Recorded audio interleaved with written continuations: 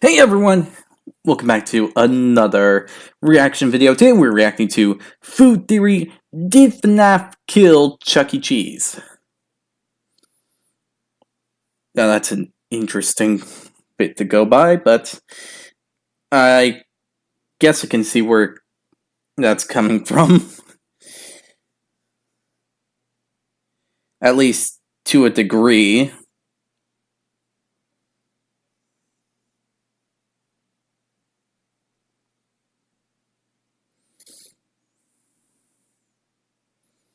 At least.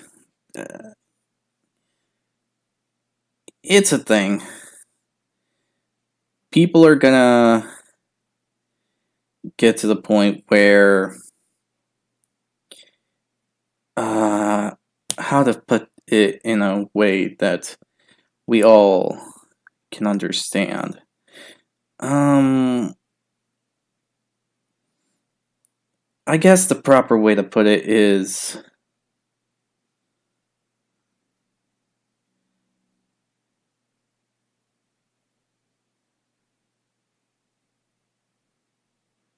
sorry, that's my phone. It's alerting me of something important.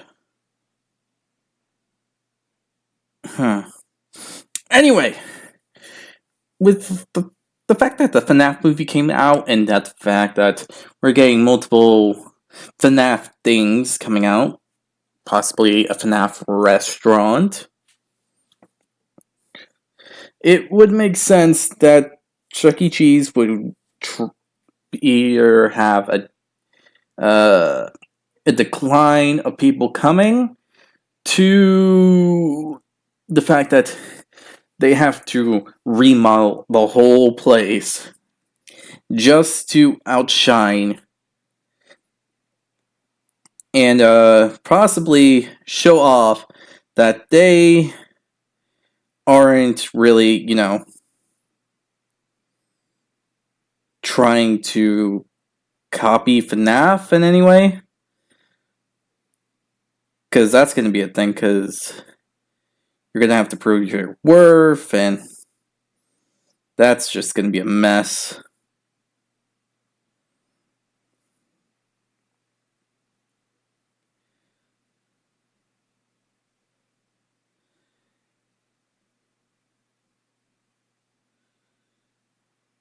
At least, in my opinion, it is.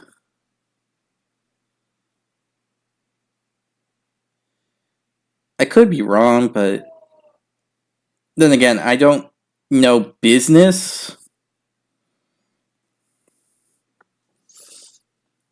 So I'm just giving you my theory on what could possibly be happening with Chuck E. Cheese. So yeah, keep that in mind.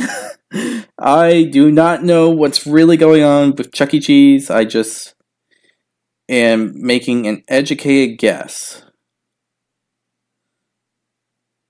That is all.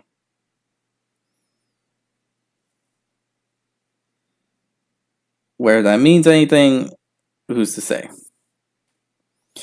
Anyway, if you enjoyed these reaction videos, be sure to hit the like button down below, hit the subscribe button to support the channel, support the content provided, and so on and so forth. If you have any videos you would like to recommend that I should react to, put it down in the comment section below, and I'll react to them as soon as possible. Other than that, quick reminder, the link to this video will be down in the description below, so if you want to, see this video yourself and react to it before seeing my reaction to it, go ahead and do that right now.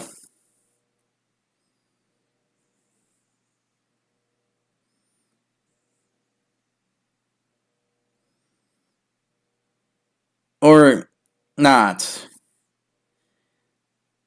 And just go ahead and just keep watching. I'm doing... yeah. Anyway, sorry for being awkward on this. It's just this subject is strange to me. Like, I can figure that what's happening was eventually going to happen at one point or another. There is no denying that point.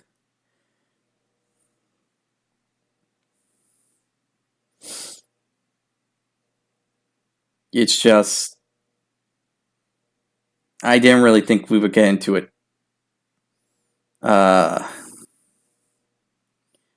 Really now of all times.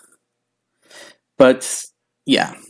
Anyway, let's start this video, okay? Freddy Fazbear absolutely crushed the competition in movie theaters a month ago. But you know what else he crushed? Yeah. His real-life counterpart, Chuck E. Cheese. 1 week after the FNAF movie took a big old bite of 87 out of box offices, the popular restaurant chain Chuck E. Cheese made a massive announcement that they would be removing the animatronic entertainers from practically all of their 500-plus restaurant locations. They claim that it's an effort to update their look by modernizing the restaurant with new light-up dance floors. Cause, you know, nothing says cool modern eatery like a disco floor ripped straight out of the 70s. Anyway, the timing for this huge shift away from animatronics felt too much like a coincidence to be a coincidence for the internet, prompting everyone to start making the claim that Five Nights at Freddy's killed Chuck E. Cheese. That the family-friendly restaurant didn't want to be confused with a place where scary murder animatronics could come out and grab you. But is that really true? Is Charles Entertainment Cheese yet another bloody, brutalized victim of Freddy and the gang? Or is there some other mysterious killer lurking in the shadows? Loyal theorists, it's time we investigate. Hello, Internet! Welcome to Food Theory, where... I don't think so. Because I'm pretty sure we all would have heard something about a, killer in a Chuck E. Cheese restaurant. Just saying. An adult in his 30s can be a kid. By the way, while you're here, Meh. fill our ticket total by skee ball and that subscribe button. If you manage to do it, it'll even light up like you've hit the jackpot, because you will have a jackpot full of amazing food, lore, and science-related content. Heck, you don't even need to trade in a wheelbarrow full of tickets to get it. So when it comes to the case of FNAF versus Charles Entertainment Cheese, I've seen a lot of assumptions floating around that this is an open and shut case. The belief is that Freddy's murderous brand has tainted the world of animatronic entertainment so much that Chuck E. Cheese is afraid it'll scare families away if it keeps the robots around. I mean, the irony of that is pretty hilarious when you consider that it was their creepy, outdated animatronics that inspired FNAF in the first place. But regardless, it seems like Chuck, Pasquale, Munch, and Helen Fair. are now on their farewell tour. I mean, that's fair. It could have been... Actually, probably is an inspiration to FNAF.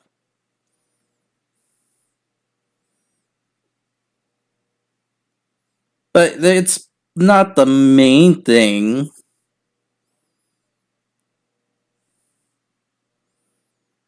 Yeah, it's not the main thing.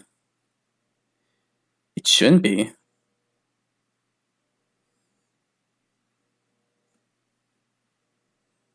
No, it can't be. No, that wouldn't be entirely accurate.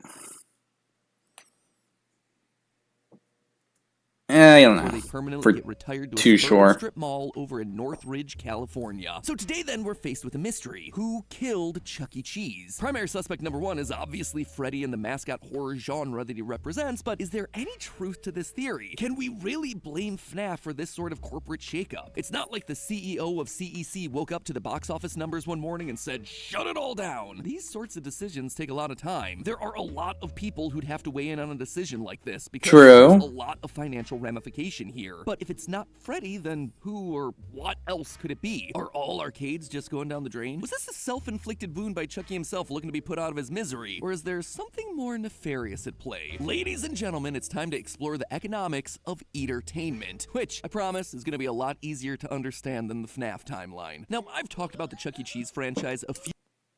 I mean, it should be.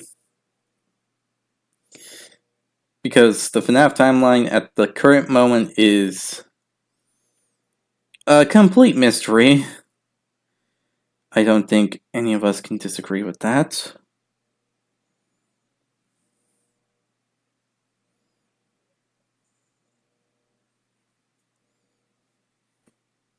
If someone says that understanding the FNAF timeline is easy, then I would honestly have to say bull crap. Because it's not. few times already on this channel, but before I dive into the downfall of the rat, let's just make sure that we're all aware of the broad strokes of the company's evolution. I mean, when you're dealing with a brand that's been around for 46 years, there's bound to be some drama. Trust me, it's gonna be important later on. As you probably already know, Chuck E. Cheese was started by the co-founder of Atari, Nolan Bushnell. What you may not know is that Nolan was a bit of a robotics nerd who once dreamed of working as a Disney Imagineer. But when his application to the program got repeatedly rejected, he decided to create his own Disney. Impressed by attractions like the Enchanted Tiki Room and the Country Bear Jamboree, Bushnell saw potential in animatronic shows that could be taken out of the theme parks and used for entertainment during meals. The idea was a smash hit, but soon a new challenger entered the market, Showbiz Pizza, a rival restaurant with far better animatronics. This then led to an arms race. Not only were these chains opening up competing restaurants right next to each other, but they were creating an onslaught of mascots by throwing random ingredients at the wall to see what toppings stuck. That's how we wound up with characters that are literally singing mops and busty hippo women. Hold on, hippo and mop animatronics? Again, I point out how Chuck E. Cheese should really be doing some introspection if they think FNAF is the thing that's giving them a bad look. Anyway, the two companies were eventually forced to merge due to not wrong. sales, and from there, the brand never really stopped adapting. Over the past 30 years, Charles and the gang have progressively gotten younger. What started as a cigar-smoking rat became a slick skateboarding teen in the late 90s, and then in the 2010s, he was changed again into this. What's officially called glam rock honest mistake. What's officially called Rockstar Chucky. Rockstar Chuck E. Cheese. All this is to say that Chucky Yeah, been forced to adapt in order to survive. It's just that this time it's the biggest change up the company's ever experienced before, with Freddy killing off the competition permanently. Or at least that's what online theorists would like you to believe. You see, the thing that most people missed when they were reading the headlines here is that the restaurant's been trying to kill off Chucky for years. This isn't the first time they've tried to do a move like this. All the way back in 2017, the franchise made the exact same announcement, the retirement of the band. But due to the public backlash, they decided to push the decision out by a couple years. This isn't a story about scary animatronics killing off a brand, it's about a brand killing itself off. Let me explain. I don't think it'll come as a That's weird. Why would they want to kill off the Chucky? I mean, well, you get the point. Why would they want to kill off the mouse? That makes no sense. It was one of the fan favorite things that people came to go for when it comes to Chuck E. Cheese. big surprise. Honestly, there's Chuck E. Cheese nothing was I hit hard know. by the pandemic. Without kids to come in and rub their shiny hands across those arcade games, there was no money to go around. It's not like people were coming in for the pizza after all. It got so bad that in 2020, Chuck E. Cheese filed for bankruptcy with over $2 billion in debt. But they were far from alone. Dave & Buster's sales fell by 70%. And as of 2023, the Rainforest Cafe has shut down 37 of their 60 original locations. Reignited interest coming to the brand in the aftermath of Eddie Burback and Ted Nivison's cross-country odyssey. And while they all saw a bit of an upswing post-pandemic, they're now back on the slide. In short, entertainment as an industry is in decline. What do I mean by that? Well, entertainment is the class of business that fuses together, as the name would imply, dining and entertainment. In entertainment venues, the focus isn't just about providing food, but also offering you a fun environment. I'm talking about your Topgolfs, your Boleros, your Benihanas, your Hard Rock Cafes, and your Medieval Times. And across the board, they're all on the decline right now. Topgolf down 30%, Bolero down 56%. Even more generalist places like Main Event, they've suffered recently. Despite Main Event having it all, laser tag, bowling, mini golf, escape rooms, virtual reality experiences, basically this place is the security breach pizzaplex, their sales have also started to go down. And yet, while everything else is in decline, there is one pocket of entertainment that's seen a massive uptick in recent years. Barcades. While Chuck, Dave, and Buster scramble to modernize the barcade industry with its old school pinball. I don't remember what's a barcade again? Like a bar that has multiple game machines or something like that? What? Machines and Galaga cabinets has surged past $1 billion in annual revenue. Now, I know what you might be thinking. There is a stark difference between Chuck E. Cheese and a regular barcade. One's for kids, and the other is for grown-up kids. But actually, since 2015, Chuck E. Cheese has been trying to appeal to the taste buds of parents by extending the menu's palette beyond just cheese and pepperoni, by introducing beer and wine to help drown out the war cries of amped-up kids. It's not a bad strategy, luring in exhausted parents with the promise of responsible inebriation, while the kids spend hundreds of dollars on prizes they could have bought from Amazon at a fraction fraction of the price. So if the difference here isn't alcohol, what is it? How can barcades thrive while Dave & Buster's, literally the mega-sized version of a barcade, flounders? Well, in the end, it all seems to be an issue of brand, knowing who you're targeting as a consumer. Barcades get it. The rest of entertainment doesn't. Look back at the jokes that I've been making throughout this episode, poking fun of the bad pizza, the janky animatronics, the dirty arcade games, the overpriced prizes. They're all jokes that have been made at the expense of Chuck E. Cheese for decades now. The restaurant sits in this nebulous place where it's trying to appeal to everyone, but by doing that, they're failing to appeal to anyone. Kids don't care about interactive dance floors or games that are inferior to the ones that they could just play on their phones for free, and adults don't have to deal with screaming kids around them while they're trying to have a beer and set a new high score after work. And no one is going there for the pizza, regardless of whether it's recycled or not. David, I mean, that's true. Oh, I think I get it now. Buster's, It's the fact that even though things have changed, it's not. They added new stuff, they added all this, but in the end, Chuck E. Cheese with the animatronics and all that is just a place to appeal to kids. Young kids. From a different generation, I guess. At least that's what I'm understanding.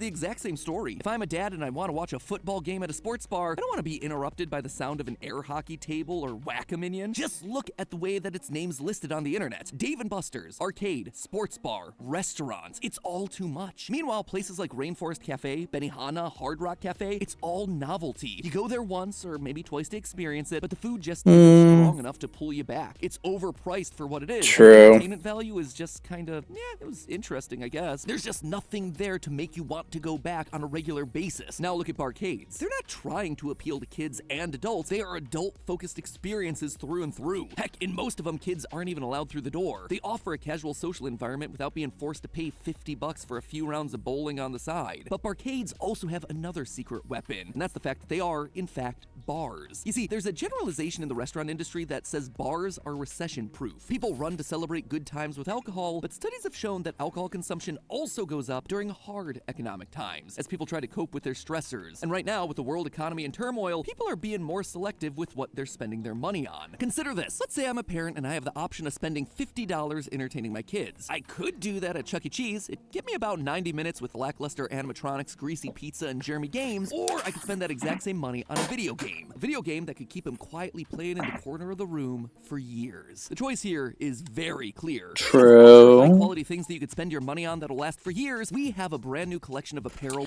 And now I gotta do this. Honestly, around the middle of the video. Cycled animatronic. The thing is so soft and so... And wow, I am off my game. Back in the world of entertainment, he's wildly expensive. The business move to roll back the band makes True. a lot of sense when you take into consideration the cost and effort it takes to repair Munch's make-believe band. A full setup, the 8-character band cost roughly $90,000 in 1982. What? It hasn't gotten cheaper since. A Chuck E. Cheese tech explained in a Reddit AMA that although these animatronic skeletons are fairly simplistic, they're also incredibly expensive to make. He claims that there are 32 special pneumatic cylinders throughout the entire character that allow for the individual joint movements, and 60% of uses connect them to the pneumatic control board down in the floor. According to another user, it allegedly costs around $50,000 a year in tech maintenance and $10,000 a year for parts. Damn. Jamming. And restaurants aren't alone in trying to shy away from using animatronics as the primary source of entertainment. Even theme parks like Disney and Universal Studios are incorporating more and more digital tech into their previously animatronic-heavy rides, all in an effort to lower the overall cost of maintenance. Back in the day, it was important for theme parks to break uncharted ground to impress audiences, in much the same way that Chuck had to one-up his game against Showbiz Pizza's initially superior animatronics. But that time is long past now. The novelty of robot characters, it's largely worn off. For example, Universal recently updated the Jurassic Park water ride that's been around since the mid-90s to become the Jurassic World ride. Along with the addition of an Indominus Rex from the reboot, the new ride replaced key moments with videos, projections, digital dinos. It's a lot easier to fix a broken TV screen than it is to repair a 1,500-pound animatronic. And it's not just the reimagining of old parts either. New rides are being designed and built to squeeze more creativity out of cheaper tech. For instance, Disney's brand new Mickey and Minnie's Runaway Railway combines simpler animatronics and physical forms with projecting hologram faces on the physical ride characters, thereby resulting in fewer intricate parts that are going to break down and need maintenance. So to answer our initial question, what killed off Chuck E. Cheese? Well, it's delivering an unfocused experience that tries to appeal to everyone and satisfies no one, all in a market where cheaper, higher... Okay, so I don't know if I'm right or wrong on that. So, to understand, it's basically they just couldn't keep up anymore. That's what I'm understanding. They can't keep up anymore with what's going on. Huh. That's actually kind of sad, to be honest.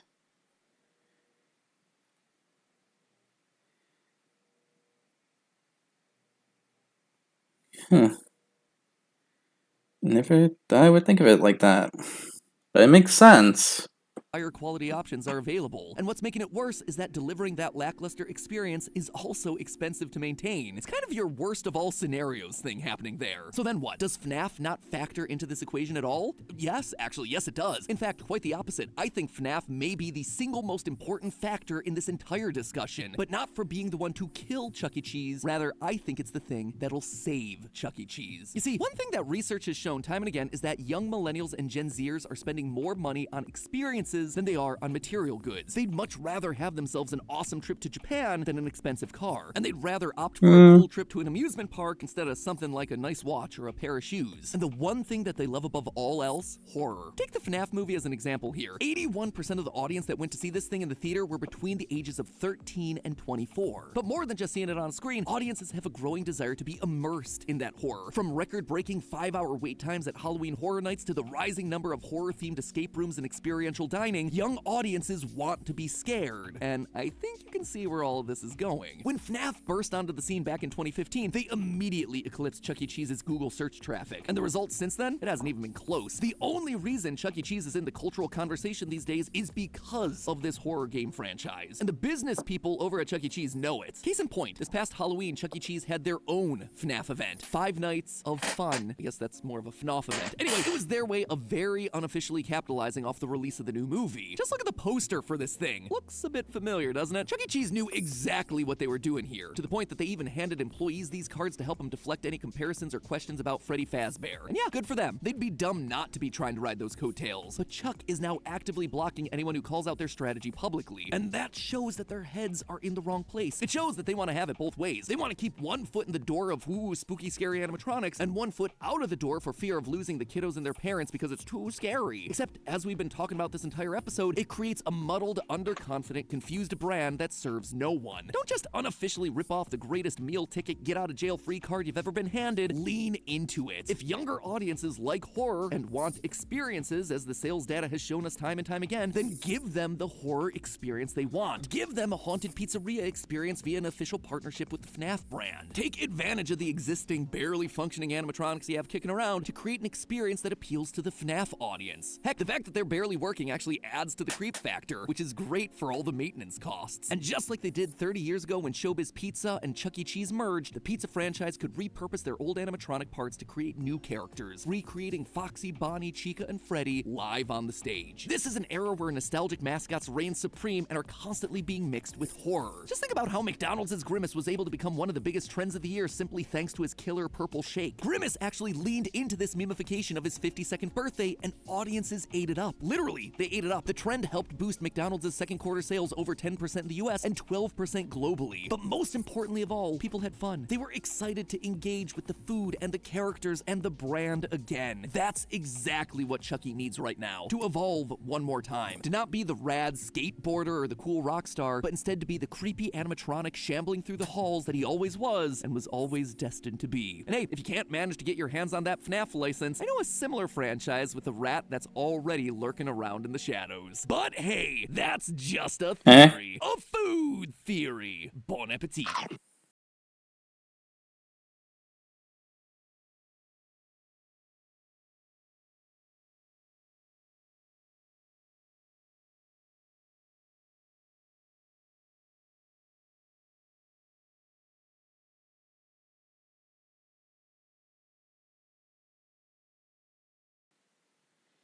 I don't know what to say.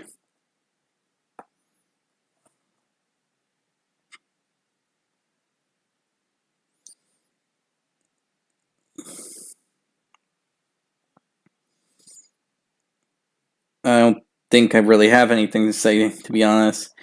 Mainly due to the fact that, I don't know, it just doesn't really make sense at the end. Like, what does he mean by another mouse thing? Like, seriously? Wait. Hmm.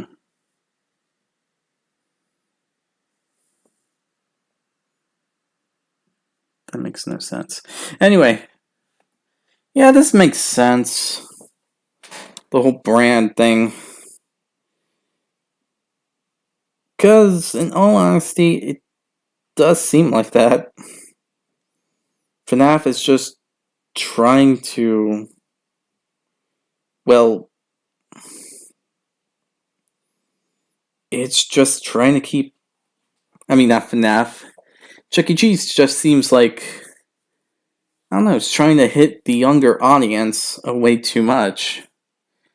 It may want to try to reach other groups, but it's not.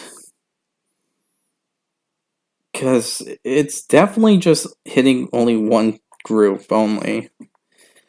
And, well,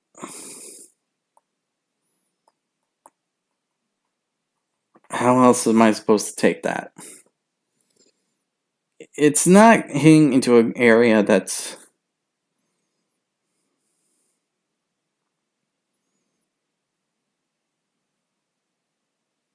appealing, I guess. I mean, the pizza from the last time I had it, and that was before COVID, it was substantial at best. It was alright when you take certain pieces of it, and so on. But other than that, it wasn't a really appealing dining experience.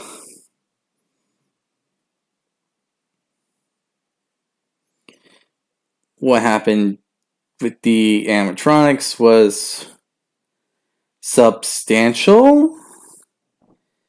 The play area, especially the place where they made this, I don't know what it was called. It was not very appealing to approach. And this was years ago, and I do mean years.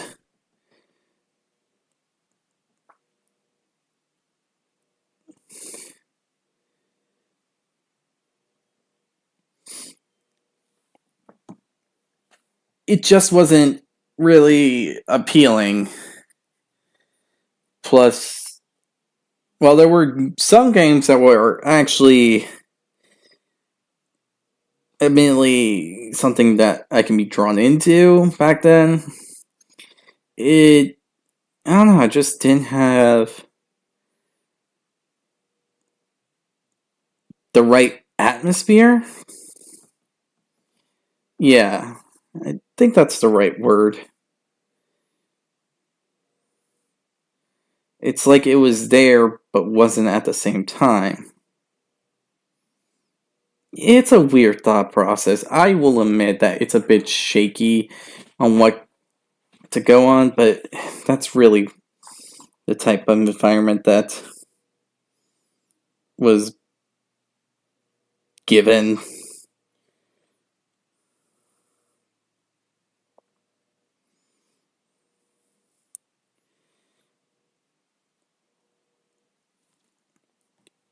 That's all I can really say about the subject.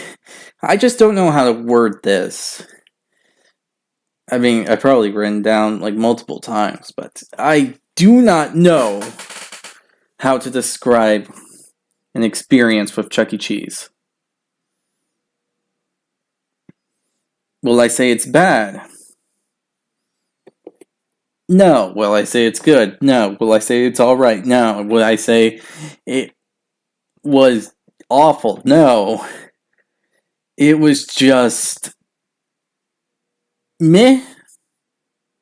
Yeah, meh. That is the best thing I can really say about it optimistically. Worse is I just didn't care.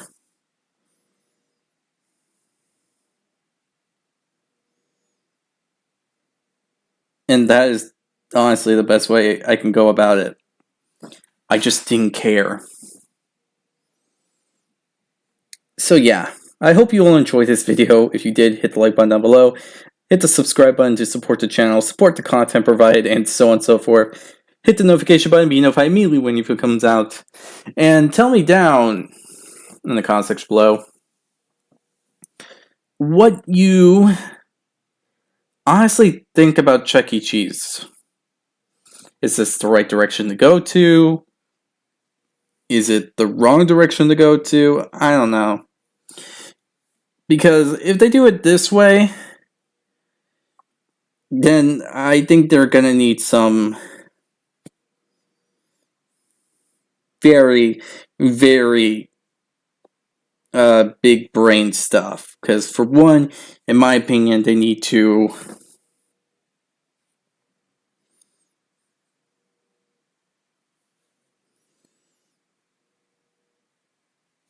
go ahead and talk about, I don't know, just really plan out this whole thing. Because there is stuff to go on about when it comes to this.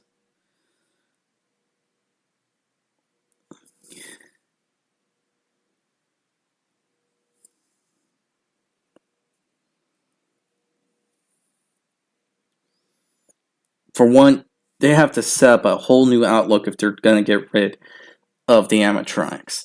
Or two, they need to remodel and rechange them to something brand new to, like, seriously work that bit out.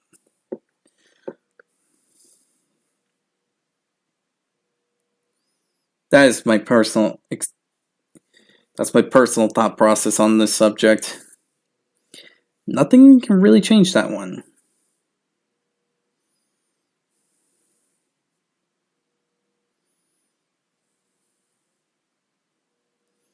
So, yeah.